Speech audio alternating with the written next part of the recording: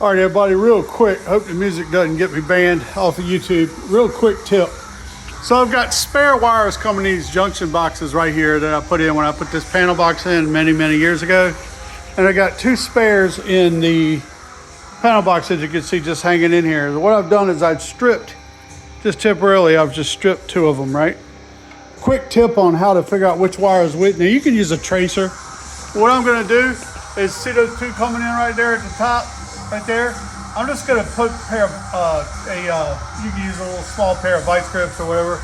I'm just gonna stick a wire nut on those right there. And I'm gonna check continuity with my cheap Harbor Freight $4 multimeter between the 2 wires. And if I have continuity, I know I got the right wire. If I don't, then I'm gonna try that one. That's gotta be the right one. Anyway, quick RPM tip. Take care. Say bye, Teeny.